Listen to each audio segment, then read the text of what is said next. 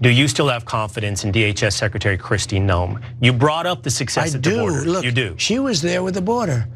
Who closed up the border? She did, with Tom Homeland, with the whole group. I mean, they closed up the border. The border is a tremendous success, one of the most secure borders in the entire world. Kristi Noem going to step down? No. Okay, so there was a bit of hedging when he was first asked about Kristi Noem, where he's like, no, she's great, she did the border. And also Homeland did the border and a whole group did the border, which makes it sound as if you would be okay with her leaving. I mean, you got all those other people. But then in the second clip, he does just say no. And so if you have a lot of hope that Kristi Noem is gonna be canned, both for the absolutely, like there's no forgiveness for what she said about Alex Pretti, about Renee Nicole Good, let alone the fact that prior to her declaring 2 innocent Americans gunned down by the secret police as domestic terrorists, she also didn't do her job, wasn't qualified to do her job, wasn't interested in her job, and mostly just put on a variety of hats and vests and spurs and injected things into herself. She seemed mostly in it for the cosplay. So there's a lot of reasons why she should go, but Trump is, as of now, holding the line. But bear in mind, he was holding the line entirely on ice up until the last couple days ago. So the pressure continues to build. Maybe it'll be enough to push him to fire her. And if it's gonna be enough, it's not gonna be enough because people like me are pushing him. It's gonna take some Republicans, and we actually have some. Let's take a look. She's taken a direction that has not been helpful to the situation, and I don't think that it helps the country. Should she resign? You know, I voted for her. I think the president needs to look at who he has in place as the Secretary of Homeland Security. I would not support her again, and I think it probably is time for her to step down. I think that what she's done in Minnesota should be disqualifying. She should be out of the job. And I mean, really, it's just amateurish. It's terrible. It's making the president look bad on policies that he won on. He won on a strong message about immigration. And now nobody's talking about that. They're not talking about securing the border. They're talking about the incompetence of the leader of Homeland Security and the other people, Vivino, whatever his name is. He needs to go back to California, get his retirement papers and go. These people are amateurs. They got to de-escalate there and treat these communities with some respect. I agree with what Tom Tillis says there. I think it's very funny that he wasn't sure of Bovino's name. And yeah, she is terrible. Now, I don't know if Trump really cares about what Lisa Murkowski says or anything. Skittlebutt in the chat says that Susie Collins has concerns. And maybe that'll end up being enough. I don't know. But she is really bad. And I would throw this out here to Kristi Noem, who I'm sure watches the show. Like, I know that you think the idea of you being fired or being forced to resign under duress is a bad thing. And usually for most politicians that would be. But think about the 2 potential paths going forward for you, Kristi Noem. If you stay as the head of DHS, you are going to continue to bungle things and just make a mess of it. You're not really benefiting yourself in terms of your ultimate goal, which is running for president in 2028. But think about the alternative. Instead, you are forced out by those damn Democrats because you were just too tough on the border. You were too strong in fighting the immigrants. And now, a couple of years later, you can triumphantly return to do it once again. And you can, on the debate stage, point out that all these other Republicans running against me, the Democrats had no problem with them. It was only me that they had to get rid of because I was too strong. I think that's a strong message to run on. She has an alternative one that she's running on right now, which is, it wasn't me, Stephen Miller did it. She's basically saying everything I've done at the direction of the president and Stephen. So she says of the president because she wants to show loyalty. Stephen because I think she's hoping that maybe he will be sacrificed instead. And I don't know how likely that is to happen, but we do have a couple of Republicans who are against her. We have a lot of Democrats, like 3/4 of the House Democratic Caucus has already signed on to impeach her. Even John Fetterman says that she should go, and you can't count on him being on the side of right in pretty much anything these days. And so I don't know. I don't know if it's gonna be enough, Sharon. I do know, like, if she is unlucky enough, as all of us are, that ICE decides to publicly execute another American this week, that seems like that would perhaps be enough. I don't know. We're in dark times. What do you think? Well, she's not gonna survive this, and picking a fight with Stephen Miller, who is like a cockroach and can survive like an atomic bomb. He's going to stay and she's going to go, and it's not going to make much of a difference, okay? Thanks, Murkowski and anyone else on the Republican side.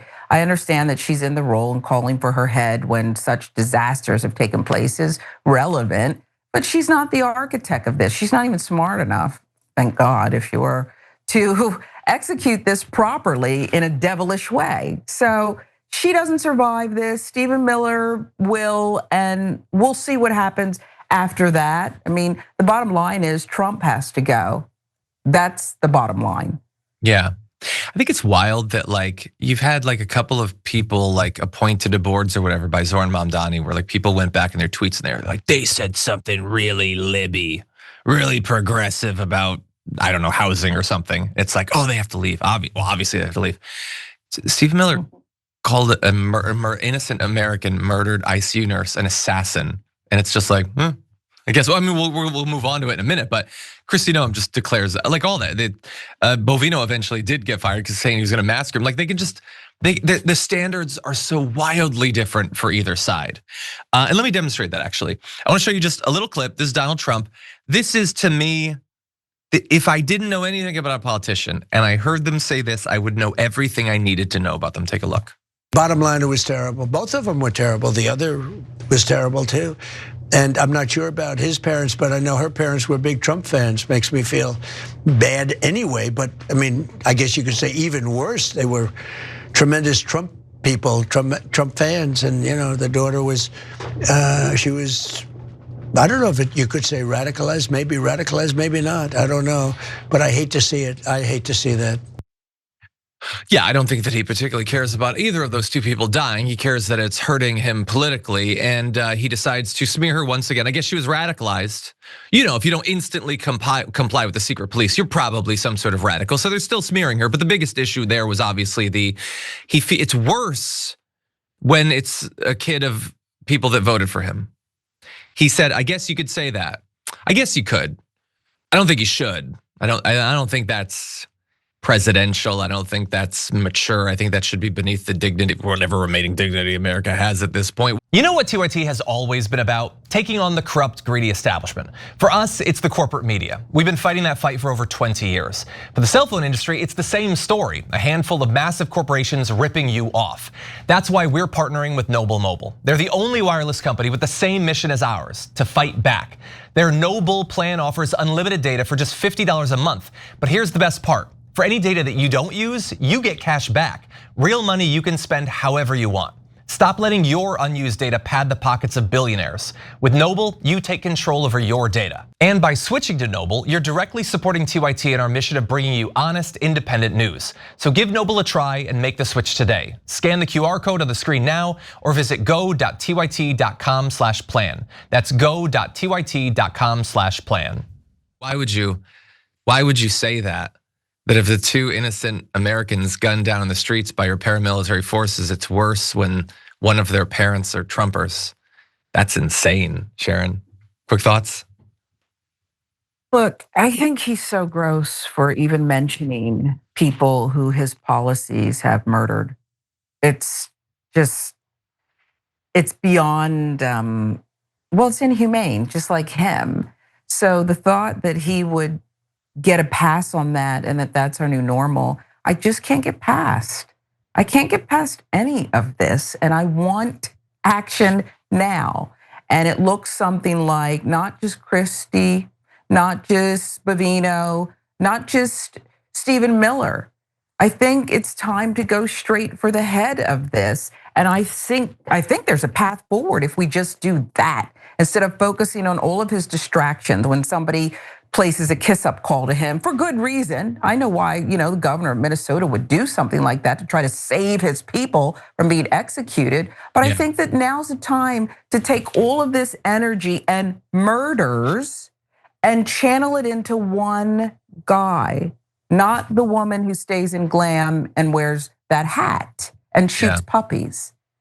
Yeah, no, I think that you are very right. And I think we're on a similar train of thought, which is why I wanted us to discuss that clip, because I think a lot of people are doing a thing that arguably I'm doing and have been doing this week as well, which is, I guess we just sort of, without even necessarily thinking about it, just assume, well, nothing can be done about Trump. nothing's gonna be done. So maybe we can pick off his aides and allies because they're horrible. But that also does treat him, I think Jon Stewart was talking about this on his podcast.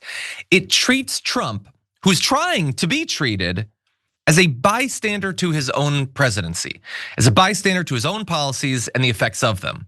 He made all of this happen. He got them killed. He was very clear campaigning, there's gonna be mass deportations, 1 day of violence, and I can get it cleared up, direct quote. It's gonna be a bloody bit. Like, he said all that stuff, and what do you know? There's blood in the streets now, but he gets to sort of just comment on it a little bit. It's not him. Nobody's forcing him out of power or anything, but he is the one who made it happen. He's the one that's maintaining it. He's the one who's even defending Kristi Noem. And so we should focus on the other, and granted, some of these people, Stephen Miller, have said even more abhorrent things, but he is fundamentally still the president, for better or worse, and I think you know where I come down on that.